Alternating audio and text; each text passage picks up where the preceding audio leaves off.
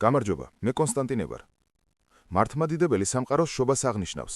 საქართველოს დედაქალაქში ალილოს ტრადიციული მსვლელობა გაიმართა. ალილოს მსვლელობა გაიმართა ქვეყნის თითქმის ყველა რეგიონებში. წუხელ სამების საკათედრო ტაძარში საქართველოს პატრიარქის ილია მეორეს სახელით გამოქვეყნებული ეპისტოლე წაიკითხეს. მისი ერთი ნაწილი სიყვარულს, ქრისტიანული ღირებულებების დაცვასა და სიტყვის თავისუფლებას ეთმობა. საშობაო ეპისტოლეში საუბარია ადამიანის ღირსებებზე, ერთიანობასა და სამოქალაქო წესრიგზე.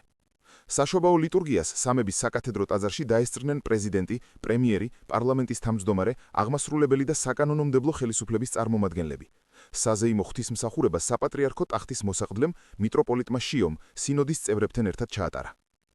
პარიზში საფრანგეთის, დიდი ბრიტანეთისა და უკრაინის ლიდერებმა ხელი მოაწერეს დეკლარაციას, რომელიც ითვალისწინებს სხვა ევროპელი მოკავშირეების ჯარებთან ერთად ბრიტანული და ფრანგული ჯარების უკრაინის ტერიტორიაზე განლაგებას რუსეთთან ცეცხლის შეწყვეტის შემდეგ. უსაფრთხოების გარანტიების ფარგლებში იტალია უკრაინაში სამხედროებს არ გაგზავნის, ამის შესახებ იტალიის პრემიერ-მინისტრმა ჯორჯია მელონიმ განაცხადა. ვენესუელაში 7 დღიანი გლოვა გამოცხადდა. ვენესუელის არმიის მონაცემებით 3 იანვარს ჩატარებული ოპერაციის შედეგად 23 ადამიანი დაიღუპა. 32 საკუთარი მოქალაქის დაღუპვის შესახებ განაცხადა კუბის მთავრობამ.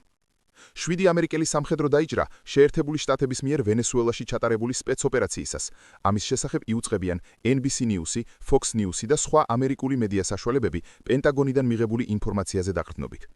ვენესუელას დროებითი ხელისუფლება ამერიკას 30-დან 40 მილიონ ბარელამდე ნავთობს გადასცემს. ამის შესახებ ტრამპმა სოციალურ ქსელში დაწერა. მედია წერს, რომ ამერიკა ექსკლუზიურ უფლებას ითხოვს ნავთობის მოპოვების სფეროში.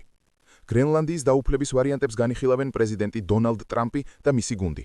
სამხედრო ძალების გამოყენება ამ მიზნის მისაღებად ყოველთვის შესაძლო ვარიანტს წარმოადგენს. ამ ინფორმაციას თეთრ სახლზე დაყრდნობით როიტერსი ავრცელებს. ირანში მასშტაბური საპროტესტო გამოსვლები გრძელდება. აქციები ქვეყნის სულ მცირე 17 პროვინციაშია. დემონსტრაციებზე 35 ადამიანი დაიღუპა, მათ შორის არიან ბავშვებიც. მოქალაქეები ქვეყნის სულიერი ლიდერის გადაყენებას ითხოვენ.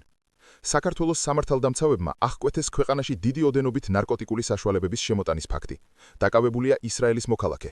დანაშაული 12 წლამდე პატიმრობას ითვალისწინებს. მეგაშოუ საქართველოს ხმის მეორე სეზონის გამარჯვებული დათუნა მესტვირიშვილი გახდა. მან საქართველოს ხმის ტიტული და მთავარი პრიზი ბინა დაიმსახურა. შობას გილოცავთ და ბედნიერ დღეს გისურვებთ.